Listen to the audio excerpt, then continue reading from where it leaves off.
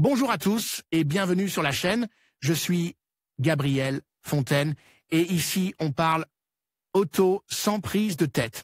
Conseils pratiques, explications techniques, accessibles et réponses claires à vos questions de tous les jours. Que vous soyez débutant ou passionné, vous allez trouver ici de quoi mieux comprendre et entretenir votre voiture. Pensez à vous abonner, à laisser un petit like et restez avec moi jusqu'à la fin de la vidéo. Chaque détail peut faire la différence. Les icônes de Fiat fait peau neuve. La Fiat 500 inaugure enfin une nouvelle génération avec des changements très importants, dont le plus notable est sans aucun doute l'abandon des moteurs à combustion et l'engagement total en faveur de la technologie électrique. Il n'y a qu'un seul moteur 100% électrique labellise 0, un moteur de 118 chevaux et une batterie de 42 kWh qui offre une autonomie WLTP de 320 km.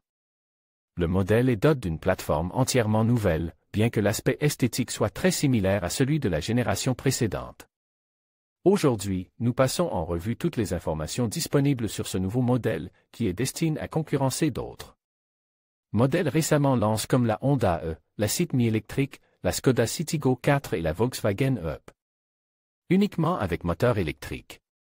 C'est sans doute la grande nouveauté de cette troisième génération de Fiat 500. La petite citadine italienne abandonne complètement les versions à combustion. Le modèle ne porte donc plus que le label 0 de la DGT. Le seul moteur actuellement disponible est un bloc tout électrique d'une puissance de 87 kW, 78 chevaux. Cette puissance lui permet d'accélérer de 0 à 100 km/h en 9 secondes et sa vitesse maximale est limitée à 150 km/h. La batterie, située sous l'habitacle, ce qui permet de maintenir le centre de gravité bas, a une capacité de 42 kWh. Cela se traduit par une autonomie, selon le cycle d'homologation WLTP, de 320 km. En ce qui concerne les temps de charge, Fiat affirme que la nouvelle Fiat 500 peut être rechargée jusqu'à 85 kW. Le modèle est également compatible avec la charge continue et alternée et dispose de câbles mode 2 et 3 pour les chargeurs jusqu'à 11 kW. En tant que bon modèle électrique, la nouvelle Fiat 500 propose 3 modes de conduite appelés Normal, Range et Sherpa. Ce dernier est le plus curieux, car il limite la vitesse maximale de la voiture à 80 km/h pour maximiser l'autonomie. Pour l'instant, nous ne savons pas si elle dispose de plusieurs niveaux de maintien pour ajuster la récupération d'énergie lors de la décélération, mais Fiat affirme que la voiture peut être conduite avec pratiquement une seule pédale en raison de la forte récupération d'énergie lorsque l'on arrête d'accélérer. Par rapport à certaines de ses concurrentes, l'autonomie de la Fiat 500 est moyenne, voire supérieure à la moyenne.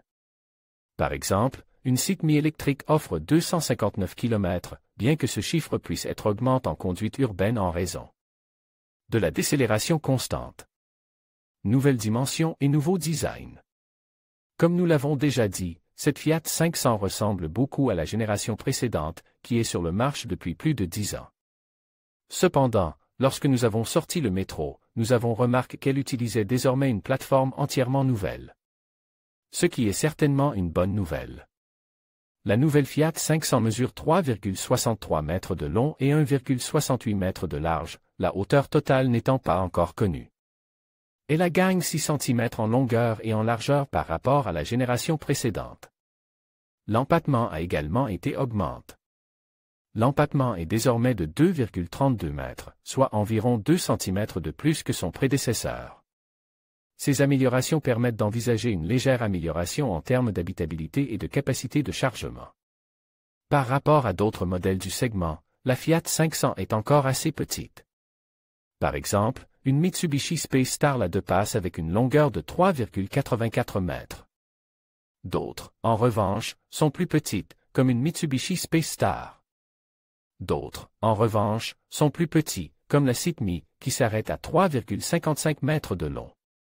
L'image de la Fiat 500 est l'un de ses meilleurs arguments de vente, trop la modifier mettrait en péril la recette du succès de cette citadine best-seller. Toutes les lignes rendent clairement hommage à la 500 originale qui a fait ses débuts en 1957 avec peu de lignes droites. Et des courbes qui imposent la silhouette curieuse et reconnaissable de ce modèle, qui se maintient avec sa carrosserie à 3 portes. Le point le plus facile à distinguer de cette nouvelle génération de Fiat 500, ce sont ses phares, surtout ceux de l'avant. Les phares supérieurs sont désormais combinés avec le capot, bien qu'ils conservent leur forme ovale traditionnelle. La carrosserie cabriolet présentée dans les images est disponible dès le début de la production. Il ne s'agit pas d'un cabriolet intégral, les montants latéraux sont permanents, mais le toit est en toile et rétractable, une autre. Des grandes prétentions qu'offrait déjà la Fiat 500 dans sa génération précédente. La dernière caractéristique marquante est la disparition du logo Fiat de la calandre. L'emblème est remplacé par le nom du modèle lui-même, un signe clair que le constructeur italien est très fier de la petite 500. Cependant, à l'arrière, nous pouvons encore trouver l'emblème Fiat sur le couvercle du coffre. Un intérieur modernise. Le dernier point sur lequel nous souhaitons nous attarder est l'intérieur. Bien que nous ne connaissions pas encore beaucoup de details, nous pouvons dire que nous pouvons dire beaucoup de choses sur l'intérieur. Par rapport à son prédécesseur. Ce qui ressort le plus est le grand écran tactile qui couronne le tableau de bord. Sa taille sera probablement réduite dans les versions les plus abordables, mais tout changement est mieux que le système d'infodivertissement que la Fiat 500 précédente avait. L'instrumentation, bien sûr, est également numérique, ce qui fait encore une fois gagner beaucoup de points à l'intérieur de la Fiat 500, à la fois esthétiquement et fonctionnellement. Une autre absence frappante est celle du pommeau de vitesse. En dessous de la climatisation, il y a 4 grands boutons P, R, N et D qui nous permettent d'agir sur la transmission, puisqu'en bon modèle électrique, la nouvelle Fiat 500 n'a pas de boîte de vitesse. La Fiat 500 face à ses concurrentes. Comme nous l'avons déjà mentionné, la Fiat 500 appartient à la catégorie connue sous le nom de segment A ou très petite voiture à vocation très urbaine. Il s'agit d'un segment où les modèles électrifiés sont de plus en plus nombreux. De nombreuses marques ont décidé que cette catégorie devait être 100% électrifiée, car c'est le seul moyen de réduire les émissions. Par conséquent, afin de positionner la nouvelle Fiat 500 électrique, nous allons la comparer avec toutes les concurrentes que nous connaissons à ce jour, non seulement dans sa catégorie, mais aussi dans d'autres segments supérieurs, qu'ils soient utilitaires ou compacts. Il s'agit des éléments suivants: modèle, version puissance, batterie, gamme, prix de vente, conseil, à partir de site mi-électrique.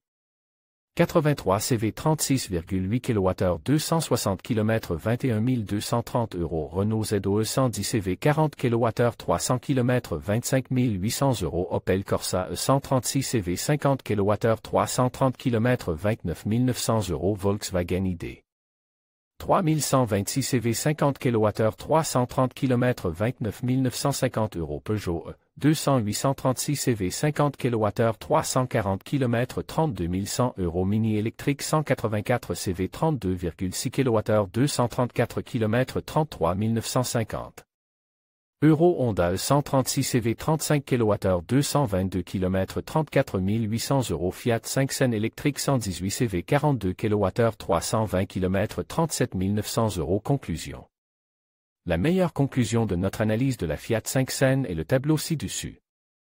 Et nous ne pouvons que constater que, du moins dans cette première version de lancement, la Fiat 500 se positionne comme un modèle au prix très élevé. Il faudra donc attendre de voir comment elle évolue. Il est également bon de savoir que pour ceux qui recherchent une petite citadine à moteur thermique, c'est peut-être le moment de mettre la main sur l'actuelle Fiat 500, une voiture que l'on trouve sur Carwow à partir de 14 750 €, un chiffre auquel il faut soustraire environ 2 525 €. En conclusion, la nouvelle génération de la Fiat 500 marque un tournant significatif vers l'électrique, alliant modernité et respect de l'environnement. Avec son design emblématique et ses performances améliorées, elle répond aux attentes des conducteurs d'aujourd'hui tout en contribuant à un avenir plus durable. Fiat démontrait ainsi son engagement envers l'innovation et la transition énergétique, offrant une alternative séduisante pour ceux qui souhaitent adopter une conduite plus verte. Restez à l'affût des évolutions de cette marque emblématique et de son impact sur le marché automobile.